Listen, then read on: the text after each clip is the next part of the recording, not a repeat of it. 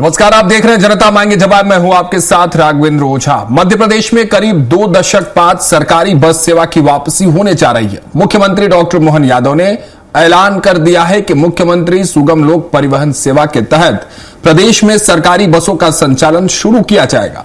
रक्षाबंधन पर बहनों को राज्य परिवहन की बसों में सफर कराने की तैयारी की जा रही है, लेकिन इस घोषणा के साथ सियासत भी तेज हो गई है। विपक्ष सवाल उठा रहा है कि सरकार नई बस सेवा कैसे चलाएगी, जबकि सरकार का कहना है कि कांग्रेस के शासनकाल में सार्वजनिक परिवहन व्यवस्था को बंद करने का काम किया गया था और अब उसी व्यवस्था को फिर से पटरी पर लाने की कोशिश की जा रही है। ऐसे में सवाल यह है कि क्या सरकारी बसों की वापसी प्रदेश के लाखों यात्रियों के लिए राहत लेकर आएगी?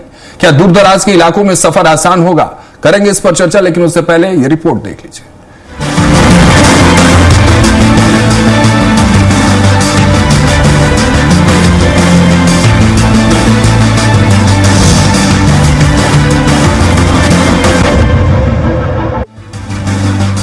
मध्य प्रदेश में करीब 2 दशक बाद राज्य परिवहन सेवा की वापसी होने जा रही है।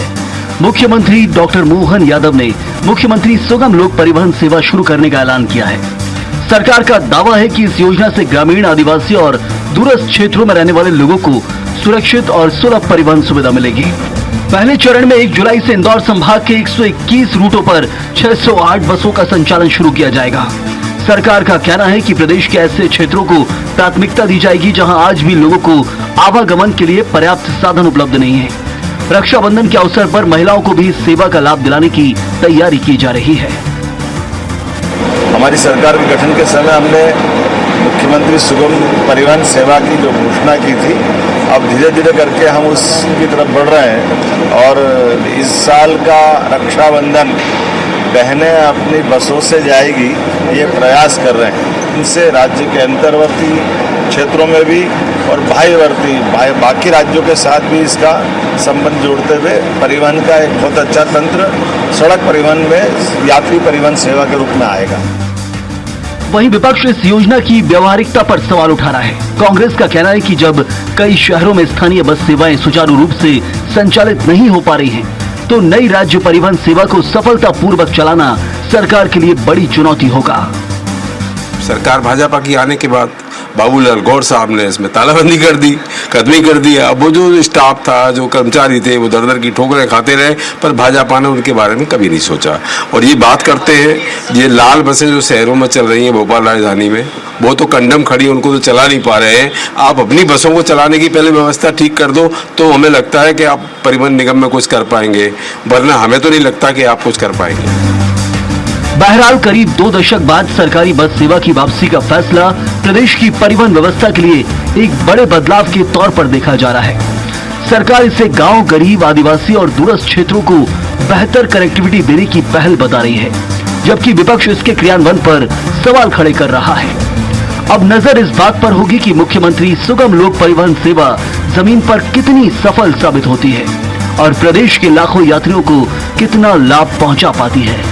Payal Chaurasia, special desk report, Bhopal. तो चलिए, चर्चा के लिए सारे खास मेहमान हमारे साथ जुड़ चुके हैं। उनसे सबसे पहले आपका परिचय करा देता हूं। मंजरी जैन जी भारतीय जनता पार्टी की प्रवक्ता के तौर पर हमारे साथ जुड़े हैं। मंजरी जी, बहुत बहुत स्वागत है आपका।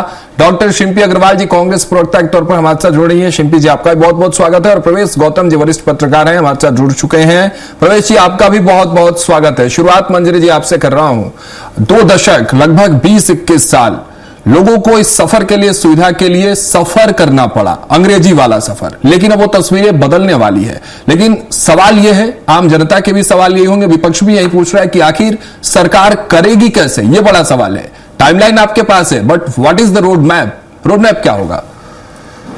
नहीं, देखिए, जब हम संचालित करने की बात कर रहे हैं तो रोड मैप भी होगा और कैसे संचालित होंगी उसकी पूरी व्यवस्था भी होगी। उसमें जीपीएस सिस्टम भी होगा, इलेक्ट्रॉनिक बस होंगी, उसमें डिजिटल मॉनिटरिंग भी होगी। तो पीपीपी मॉडल लेकर आ रहे हैं, तो निश्चित तौर पर तो हम अच्छी सुविधाएं लोगों तक पहुंचाने की जो हमारी कोशिश है, और लगातार हम जो अंत्योदय की बात करते हैं कि अंतिम व्यक्ति तक हमारी जो विकास है वो पहुंचना चाहिए। तो जब हमारे जो दूर दराज के जो क्षेत्र हैं, पहले तो वहां सड़कें ही नहीं हुआ करती थी। भारतीय जनता पार्टी की जब सरकार आई तब हमने उनको सड़कों से जोड़ा। छोटे छोटे गांवों को सड़कों से जोड़ा। आज उनकी आवश्यकता है, जैसे कि आदिवासी क्षेत्र है और पिछड़े क्षेत्र है, वहां तक परिवहन सुविधा कैसे पहुंचे।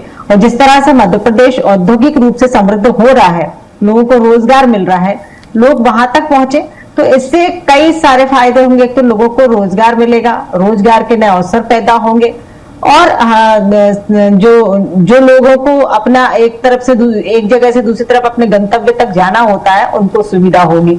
निश्चित तौर पर लोगों को सुविधा को देने के लिए इस तरीके की जो पहल माननीय मुख्यमंत्री जी ने की है, मैं उनका स्वागत करती हूँ। और जनता भी इस बात से खुश है कि फिर से हम जो है राज्य परिवहन निगम की बसें चालू कर रहे हैं, क्योंकि कांग्रेस के शासनकाल में तो ये बुरी तरह से पूरा जो राज्य परिवहन निगम था वो पिछड़ गया था और कर्जे में डूब गया था, क्योंकि पूरा मध्य प्रदेश ही जो है बीमारू राज्य हो गया था। तो इस वजह से इसको बंद करना पड़ा विशेष परिस्थितियों में। लोगों को तनख्वाह बांटने के पैसे भी नहीं थे सरकार के पास, तो इसको बंद करना पड़ा, क्योंकि पूरी तरह भ्रष्टाचार और अनियमितता में डूब चुका था।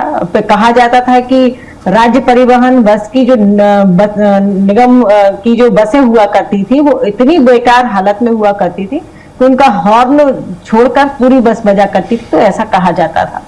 जो हमने सुना और आज आपके सामने बता रहे हैं, जो हमने देखा है, तो निश्चित तौर पर जब जो दुर्दशा थी राज्य परिवहन निगम की, उसको सुधारने का और उसको आगे बढ़ाने का और लोगों तक सुविधा पहुंचाने का जो काम सरकार का है, यही दूरदृष्टिता है, यही सुशासन है, यही अंत्योदय है। ठीक है, आपके इस ऐलान से जनता खुश है, इस बात का दावा आप करें, लेकिन शिल्पी अग्रवाल जी और इनकी पार्टी कितनी खुश है, समझना भी बहुत जरूरी हो जाता है। हर बात शिल्पी जी, उनको तो हर बात में कमियां निकालनी है, अच्छी बात में भी कमियां निकालनी है। नहीं, मुझे लगता है कि इस बार कमियां निकालेंगी कुछ सुझाव के साथ और समर्थन के साथ। मुझे लगता है शिल्पी जी आएंगे, लेकिन शिल्पी जी, समर्थन मिलेगा इस सुविधा व्यवस्था को? क्योंकि ये तो कह रहे हैं कि जो व्यवस्था आपने बंद कर दी थी साहब 20 साल पहले, उसको फिर से सुचारू तरीके से मंत्री जी कह रही हैं कि हम लेके वापस आ रहे हैं, तो इस बार समर्थन मिलेगा या कुछ नए सवाल या वही विरोध? देखिए राघवेंद्र जी, एक बार भारतीय जनता पार्टी जो झूठ करने की चोट पर परोसती है, वो परोसना बंद कर देना चाहिए। 1 जून 1962 में जब भगवंत राव मंडलोई साहब मुख्यमंत्री थे, तब राज्य परिवहन निगम की स्थापना हुई थी। और जहां तक बंद होने की बात है, तो ये कांग्रेस शासन में नहीं हुई थी। ये 2005 में जब पूर्व मुख्यमंत्री माननीय बाबूलाल गौर साहब थे, जनवरी 2005 में उन्होंने घोषणा करी थी कि राज्य परिवहन निगम को वो बंद कर देंगे।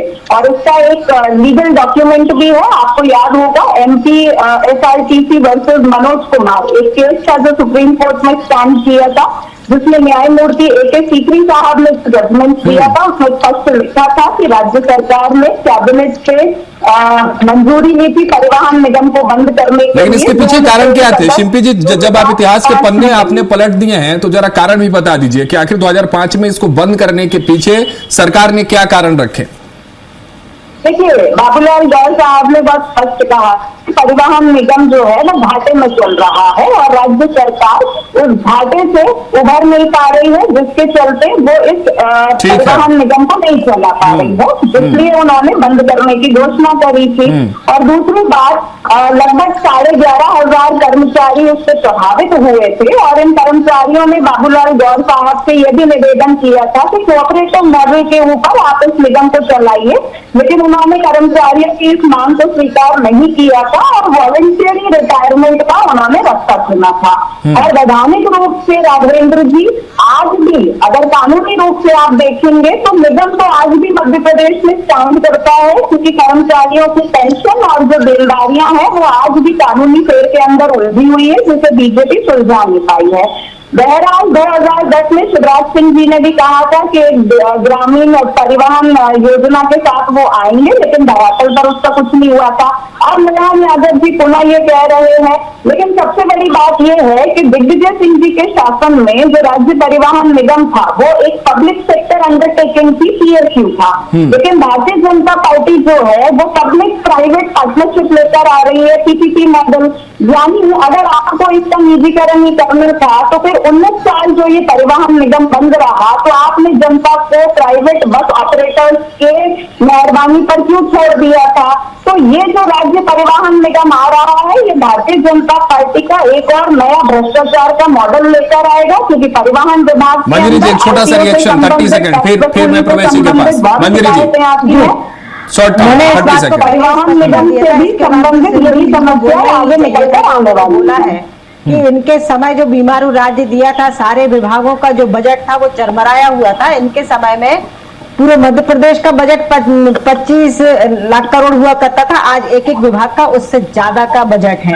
तो उस समय जिस स्थिति में आपने मध्य प्रदेश दिया था और हर विभाग का जो हाल था, अब मध्य प्रदेश का जो हाल था, मध्य प्रदेश की सड़कों का जो हाल था, वो हम सबसे छिपा नहीं है, बीमारू राज्य कहा जाता था और उसी का परिणाम था और वही परिस्थितियां थी जिस वजह से राज्य परिवहन निगम को बंद किया गया था और भारी भ्रष्टाचार उसके अंदर हुआ था, भ्रष्टाचार की भेंट चढ़ गया था राज्य परिवहन निगम आपके समय में। दिग्विजय सिंह जी का जो शासन काल रहा वो इतिहास के काले पन्नों में लिखा जाएगा। लोग त्रस्त थे। अब वो चूंकि और दूसरे विषय में छेड़ दूं तो थोड़ा सा इनको टच करके वापस आ जाऊंगी, चाहे वो बिजली हो चाहे पानी हो, हर तरीके से आदमी त्रस्त था। बिजली आती नहीं थी 24 ठीक है, लौटूंगा। एक महत्वपूर्ण सवाल है आपके लिए मंजरी जी, मैं उस पर लौटूंगा आपके पास, लेकिन प्रवेश जी, में सड़क थे, ये प्रवेश समझ जी, में नहीं आता था। प्रवेश जी, 60,000 किलोमीटर सड़कें, ठीक है मैडम, बात आ गई आपकी। गड्ढों में 2-3 फीट गड्ढे हुआ करते थे। प्रवेश जी, दो सवाल है। एक तो what is the political truth behind this story, राजनीतिक कहानी क्या है, इसको भी जरा स्पष्ट करिए, क्योंकि 93 से 2003 तक का सफर उसकी एक अपनी अलग कहानी है, फिर 2005 में इसको बंद किया गया, उसकी अपनी कहानी है। और सबसे महत्वपूर्ण बात यह कि अगर अब ये मॉडल आ रहा है तो मध्य प्रदेश की तस्वीर को बदलने में कितना महत्वपूर्ण साबित होगा। प्रवेश जी। राजेंद्र जी, पहले तो मैं शुभकामनाएं देता हूं हमारी दोनों महिला नेत्रियों को कि जैसा मुख्यमंत्री ने कहा कि रक्षाबंधन तक सफर हो जाएगा। पर एक महत्वपूर्ण बात है जो अभी बीजेपी कहती आई है कि अंत्योदय अंतिम व्यक्ति का हम करेंगे। तो साल 2018 की बात है जब देश के प्रधानमंत्री श्री नरेंद्र मोदी जी ने मध्य प्रदेश में एक सूत्र सेवा का उद्घाटन किया था। राघवेंद्र जी, वो सूत्र सेवा और सुगम परिवहन लोक सेवा लगभग एक जैसी है।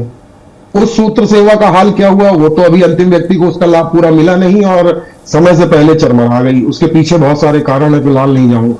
वहीं मोहन यादव जी कहीं ना कहीं अपनी इमेज बिल्डिंग और आम जनता से मैक्सिमम कनेक्ट होने का प्रयास कर रहे हैं।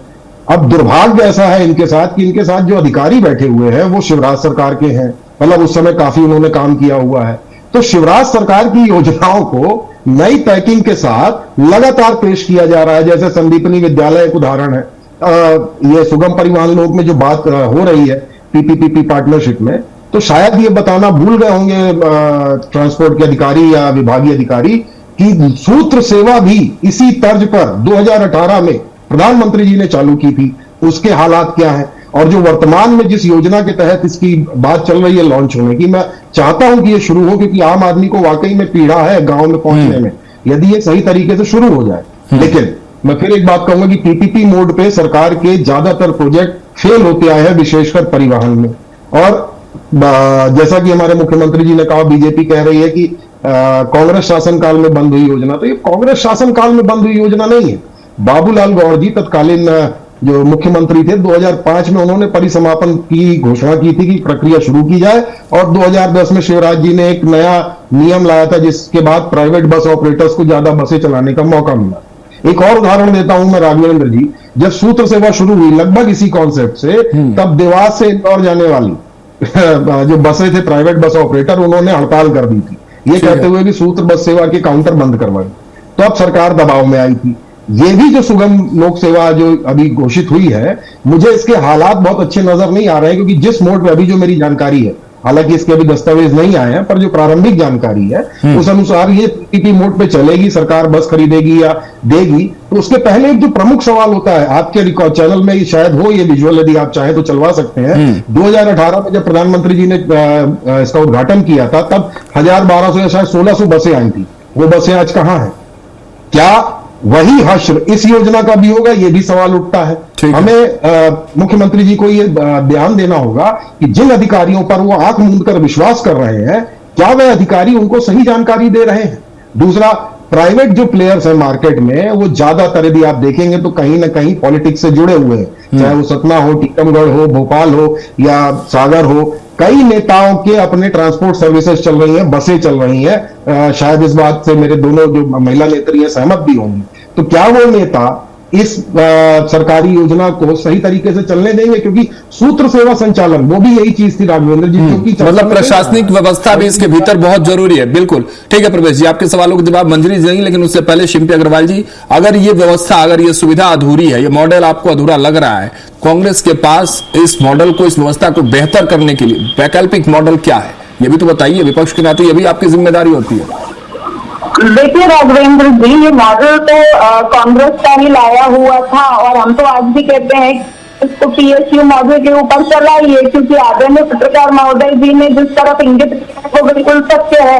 इनके कई नेताओं की प्राइवेट बस सेवाएं जो संचालित हो रही हैं, इंदौर के अंदर इनके बहुत बड़े बड़े नेता हैं जिनके आए दिन बस सेवाओं की शिकायत है तो मीडिया की सुर्खियां बनी रहती हैं। और ये जो पीपीपी मॉडल लेकर आ रहे हैं, ये सिवाय भ्रष्टाचार मॉडल के और कुछ नहीं है, जहां पर ये सिर्फ अपने नेताओं के और अपने ऐसे व्यापारिक व्यवस्था की परमिट को ये प्रोवाइड करेंगे जिनकी जो प्राइवेट बसेज हैं वो बहुत सुगमता से सड़क के ऊपर दौड़ते रहे। सरकार इन्हें सिर्फ परमिट बांटने का काम करेगी, और मध्य प्रदेश के मोहन यादव जो भ्रष्टाचार का मॉडल बनी हुई है वो उसमें एक और मील का पत्थर साबित होगी। और ये भी यथार्थ है कि जितने काम शिवराज सिंह चौहान जी ने किए थे, उन्हीं के सामने अपने आधिपत्य को प्रमाणित करने का जो काम है वो मोहन यादव। वो तो ठीक है ना, ये तो उनकी पॉलिसी है, वो पैकेजिंग अगर उसी को नहीं कर रहे हैं, लेकिन उस बीच अगर व्यवस्था बन रही है लोगों के लिए, तो इसमें समस्या है क्या कांग्रेस को? मैं ये समझने वाला था। बस किसी की भी चले शिल्पी जी,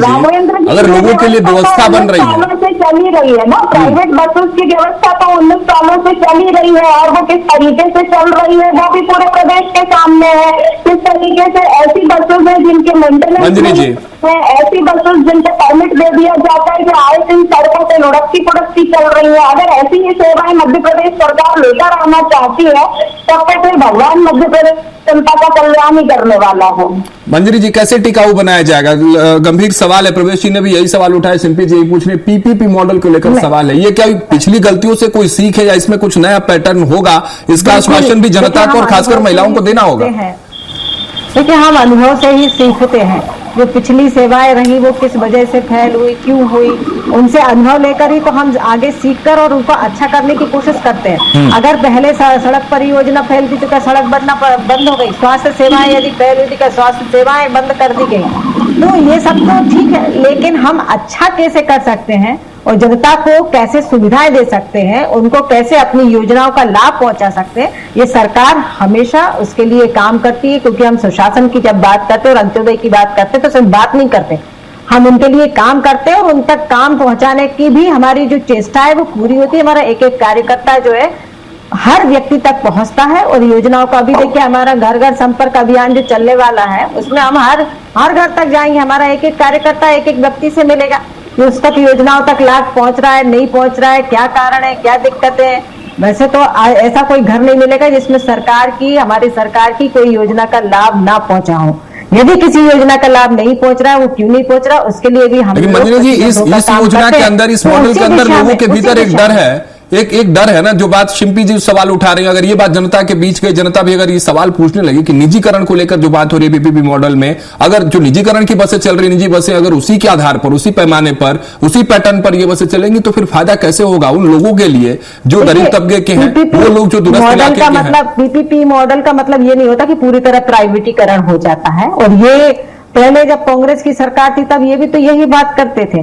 आज यदि अच्छी योजना लेकर आए हैं, अच्छा काम करना चाहती है सरकार, लोगों को सुविधाएं देना चाहती है, तो इसमें क्या दिक्कत है? कांग्रेस को तो हर अच्छे काम में कमियां निकालना है, हर अच्छे काम का विरोध करना है, क्योंकि इनकी राजनीति फीकी पड़ जाएगी। इनके पास खुद का गिनाने के लिए तो कुछ है नहीं, खुद के समय तो कुछ कर। जब जनता ने इनको 50 साल तक इतना मौका दिया, उसके बाद ही जब कुछ नहीं कर पाए तो अब इनके पास दिखाने के लिए कुछ है नहीं। अब जब भारतीय जनता पार्टी की सरकार जब काम कर रही है, जनता खुश है, जनता बार बार आशीर्वाद क्यों देती है? उसका कारण है कि हम अपना काम करते हैं, अपना रिपोर्ट कार्ड लेकर जाते हैं जनता के सामने, जनता हम पर विश्वास करती है क्योंकि हम जो कहते हैं वो करके दिखाते हैं। अब इनके पास कुछ बताने को नहीं है, तो ये सिर्फ राजनीतिक रोटियां सेकना, राजनीति उनकी कैसे चल पाए उसके लिए ये काम करते हैं। और लगातार इनके नेता जो है सिर्फ बाइट देना और सोशल मीडिया पर कुछ ना कुछ लिख देना, सुर्खियां बटोरने के लिए काम करते हैं। बाकी जनता से इनका कोई सरोकार नहीं है। में विगत कई वर्षों से कुछ किया नहीं, क्योंकि राज्य परिवहन निगम तो हम ही लेकर आए थे। भारतीय जनता पार्टी तो सिर्फ कांग्रेस शासित राज्यों के अंदर या फिर जो केंद्र सरकार की योजनाएं हैं उनके नाम बदलकर अपने नाम से फ्री पैकेजिंग करती रहती है, चलाती रहती है और कहती है कांग्रेस ने 70 साल में क्या किया और मध्य प्रदेश में 40 वर्षों में क्या किया। लेकिन कि अगर आप इस परिवहन निगम को लेकर आ रहे हैं तो हमारा सवाल तो सीधा सा यही है कि आप इसको सरकार क्यों नहीं लेकर आ रहे। और दूसरी बात जो आगे में वरिष्ठ पत्रकार महोदय ने इंगित करी कि जो प्रधानमंत्री जी ने भी बसेस अलॉट करी थी, जब आप उस पर कुछ नहीं कर पाए तो फिर आप जब केंद्र की योजना को धरातल पर नहीं उतार पा रहे हैं, जहां पर आपको इतनी बड़ी सहायता मिलती है, तो आप राज्य की इस योजना को कितनी सकूलियत से जनता के बीच में लेकर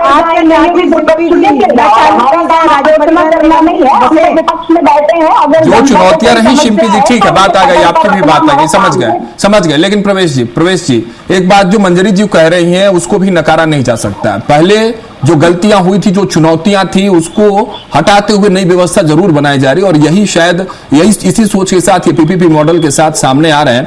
व्यवस्थाएं कितनी बनती है तो सामने रक्षाबंधन के वक्त पे अगर इसकी लॉन्चिंग हो जाती है, शुरुआत हो जाती है तो चीजें दिखने लगेंगी। लेकिन मैं आपसे समझना चाह रहा हूं कि ये सिर्फ मध्य प्रदेश की बात नहीं, और भी राज्यों में ये व्यवस्था जारी है, चल रही है, ऐसी चीजें वहां भी घाटे में चल रही है निगम, ऐसी बात नहीं है। लेकिन उसी सीख को अगर न दोहराने से की बात अगर मंजरी जी कह रही है, इनकी पार्टी कर रही है, तो ये भी बड़ा सीख है ना मध्य प्रदेश के लिए कि व्यवस्थाएं फिर से सुचारू तरीके से चले, वो गलतियां ना हो पहले वाली। मेरी यदि ये सेवा पूरी तरह होती है, लेकिन एक पत्रकार होने के नाते जब मैं नीतियों का आकलन करता हूं तो मैं ये भी देखता हूं कि उसमें लकूनास कहां है। सूत्र सेवा के समय जो चर्चाएं हुई थी उस समय भी यही दावे थे और लकूना एक ये था कि सब्सिडी दे दी जा रही है प्राइवेट ऑपरेटर। यदि सरकार वाकई में चाहती है सही करना तो मध्य प्रदेश सड़क परिवहन निगम आज भी अस्तित्व में है, बंद नहीं हुआ है। पहली बात, उसी के अंतर्गत आप बसें खरीदे और कर्मचारी आज भी, मेरी जानकारी में 200-250 कर्मचारी आज भी है, बल्कि ज्यादा होंगे और इतने हैं, और वो सब तृतीय श्रेणी चतुर्थ श्रेणी कर्मचारी हैं। उन्हीं को उपयोग करते हुए, क्योंकि वेतन तो सरकार दे रही है उनको कहीं ना कहीं से, उन्हीं को उपयोग करते हुए बसें खरीद के आप चलाइए। आप बार बार प्राइवेट प्लेयर्स की बात क्यों करते हैं? तो इसके पीछे जब मैं सूत्र सेवा की स्टडी करता हूं, मैंने इसमें रिपोर्ट भी की हुई है, पहले मेरी खबरें भी है, तो सूत्र सेवा में जो सब्सिडी का एक बहुत बड़ा रोल था, जब लॉन्च हुई है लोगों ने इंटरेस्ट दिखाया और बाद में बंद हुई। ऐसे ही हालात जो भोपाल शहर की या कई शहरों में जो लोकल सिटी बस सर्विसेज है वो भी नहीं चल पाई। तो प्रॉब्लम एक्चुअली सरकार की नीयत में नहीं है, प्रॉब्लम है एग्जीक्यूशन पॉलिसी में। और मैं बार बार इसी बात का सवाल भी पूछता हूं, मैंने अधिकारियों से पूछा कि सर वही पॉलिसी लगभग थोड़ा 19-20 करके आप लॉन्च कर रहे हैं, या तो वो पॉलिसी यदि गलत थी तो आप नए नियम और नई चीजें फ्रेम करिए। आप उसी को उठाते हैं, 2 नियम माइनस करके 2 जोड़ देते हैं। तो सीख लेना है तो अच्छे से लें, क्योंकि इसके अलावा और भी कई योजनाएं हैं जिस तरह शुरू की गई लेकिन बाद में उनके आश्रय क्या हुए। और दूसरी सबसे बड़ी बात यह कहता हूं कि आम जनता के लिए होना चाहिए, लेकिन प्राइवेट बस ऑपरेटर्स जो हैं उनका इतना दबदबा है मध्य प्रदेश में, जहां तक मेरी जानकारी है 2010 से लेकर आज तक करीब 16 साल से, कि उनका इतना दबदबा है कि सरकार उनके दबाव में आ जाती है। यदि वो बसें आज बंद हो जाएं तो आम जनता को बहुत नुकसान होगा। सरकार को इस ओर भी ध्यान देना है। पहले राज्य परिवहन, अच्छा एक चीज और महत्वपूर्ण मैं बताऊं राघवेंद्र जी, सड़क परिवहन निगम राज्य सरकार बंद नहीं कर सकती, इसके लिए इसको केंद्र सरकार की एनओसी चाहिए होती है, जो फिलहाल नहीं ली गई है। पूर्व में बंद किया गया, घाटे की बात थी, चलो मैं मानता हूं, तो उसको रिवाइव करने के लिए बीजेपी की ही सरकार थी, बीजेपी के ही मुख्यमंत्री थे, क्या किया गया? वो कारण ये है अब सरकार का टोटल फोकस प्राइवेट पे जाता जा रहा है कि जितने ज्यादा प्राइवेट प्लेयर्स होंगे उतने ज्यादा मैं शायद कह रहा हूं, सरकार को लगता है कि हमें बर्डन नहीं पड़ेगा, कर्मचारियों को हायर नहीं करना पड़ेगा, नियुक्ति नहीं देनी पड़ेगी, हमारे ओवरहेड्स कम रहेंगे। प्राइवेट आदमी है वो 10,000 8,000 में कंडक्टर, ठीक है, लेकिन इसकी कितनी तैयारी है सरकार के पास, ये आने वाला वक्त प्रवेश जी जरूर बताएगा। और जो बात आप जिस ओर ध्यान आकर्षित कर रहे हैं मंजरी जी, मुझे लगता है कि उस ओर सरकार जरूर ध्यान देगी और व्यवस्थाएं जब जनताओं के लिए है, जनता के लिए, तो जनहित में ये योजना भी धरातल पर नजर आएगी। इसी उम्मीद के साथ इस चर्चा में फिलहाल इतना ही। बहुत शुक्रिया मंजरी जी आपका, शिल्पी जी आपका बहुत बहुत शुक्रिया और प्रवेश जी आपका बहुत बहुत शुक्रिया हमारे साथ जुड़ने के लिए। तो मध्य प्रदेश में सरकारी बसों की वापसी को लेकर तैयारियां तेज है। सरकारी से आम लोगों, खासकर ग्रामीण और आदिवासी क्षेत्रों के लिए बड़ी सौगात बता रही है, जबकि विपक्ष इसके संचालन और सफलता को लेकर सवाल उठा रहा है। अब देखना होगा कि 1 जुलाई से शुरू होने वाली यह सेवा प्रदेश की परिवहन व्यवस्था में कितना बदलाव ला पाती है और लोगों की उम्मीदों पर कितनी खरी उतरती है। फिलहाल इस चर्चा मेरे साथ इतना ही। नमस्कार।